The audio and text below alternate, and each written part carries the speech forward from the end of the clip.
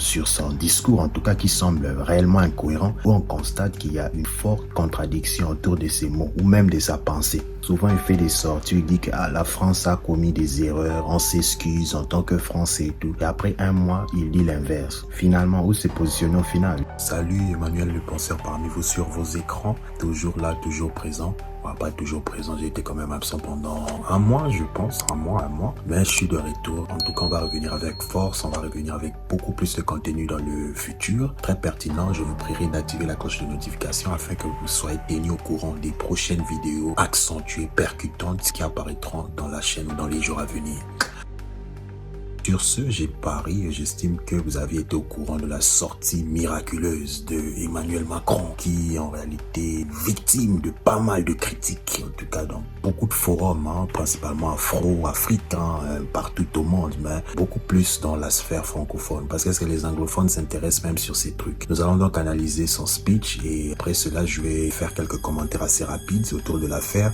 Peut-être que mes commentaires ne pourraient ne pas être pertinents, mais je ferai de mon mieux pour être de plus en plus pertinent dans mon analyse. Nous avions une relation sécuritaire. Elle était de deux natures en vérité. Il y a une partie, c'était notre engagement contre le terrorisme depuis 2013. On avait raison. Je crois qu'on a oublié de nous dire merci. C'est pas grave, ça viendra avec le temps. L'ingratitude, je suis bien placé pour le savoir, c'est une maladie non transmissible à l'homme. Et je le dis pour tous les gouvernants africains qui n'ont pas eu le courage vis-à-vis de leurs opinions publiques de le porter, aucun d'entre eux ne serait aujourd'hui avec un pays souverain si l'armée française ne s'était pas déployée dans cette région. Et j'ai une pensée émue pour nos soldats qui, parfois, ont donné leur vie et pendant des années se sont battus. Nous avons bien fait. On est parti parce qu'il y a eu des coups d'État. Parce qu'on était là à la demande d'États souverains qui avaient demandé à la France de venir. À partir du moment où il y a eu des coups d'État, où les gens ont dit « notre priorité, c'est plus la lutte contre le terrorisme, c'est ceci ou cela, qu'importe ».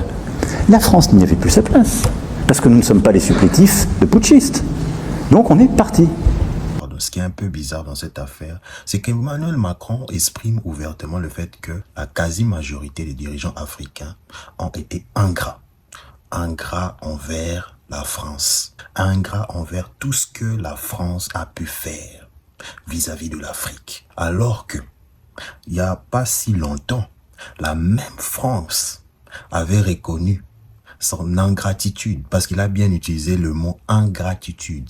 La même France a reconnu sur France 24, et c'est d'ailleurs lui-même qui a reconnu ouvertement à travers ses manifestations. Comme d'habitude, il a ouvertement reconnu le fait que la France a quand même été ingrate envers les tirailleurs sénégalais. On oublie ça. C'est venu de sa propre bouche, ouvertement reconnu le fait qu'elle-même, la France, a été ingrate envers les tirailleurs sénégalais. Et d'ailleurs, Ousmane Sonko, sur son tweet de Twitter, si vous consultez, vers la fin de son discours ou vers la fin de son tweet, ce dernier a mentionné le fait que, on dit ici, que Ousmane Sonko a publié une photo des tirailleurs. C'est le même discours que je viens de sortir. A publié une photo des tirailleurs à l'appui de son propos du lundi. Il juge bon de rappeler au président Macron que si les soldats africains, quelquefois mobilisés de forces maltraitées et finalement trahis, ne s'étaient pas déployés lors de la Deuxième Guerre mondiale pour défendre la France, celle-ci serait peut-être encore aujourd'hui allemande. Encore une fois, donc, il y a tout un tas de contradictions autour de sa sortie. Et avec le temps, j'ai peut-être l'impression qu'il faisait au final peut-être référence à la Côte d'Ivoire, sur ce qui s'est passé récemment en Côte d'Ivoire, parce qu'il faut encore le rappeler que la Côte d'Ivoire, le Tchad et je dirais le Sénégal actuellement sont parmi les 3 pays qui se sont décidés de mettre l'armée française dehors. Voilà.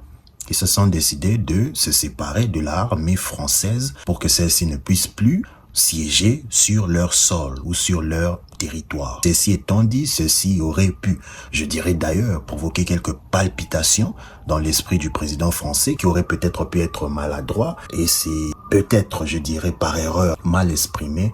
Et ceci l'a coûté cher, en tout cas l'a coûté cher parce que pas mal de présidents, ministres et tout se sent révolté face à sa sortie en se prononçant sur son discours, en tout cas qui semble réellement incohérent, où on constate qu'il y a une forte contradiction autour de ses mots ou même de sa pensée. Souvent, il fait des sorties, il dit que la France a commis des erreurs, on s'excuse en tant que Français et tout. Et après un mois, il dit l'inverse. Finalement, où se positionner au final? C'était Emmanuel le Penseur. Si vous êtes nouveau sur la chaîne, n'hésitez pas à vous abonner, à liker, à partager comme d'habitude un max de personnes. Nous allons refaire nos apparitions en publiant en tout cas constamment. Et voilà quoi. À très bientôt à vous. Bye.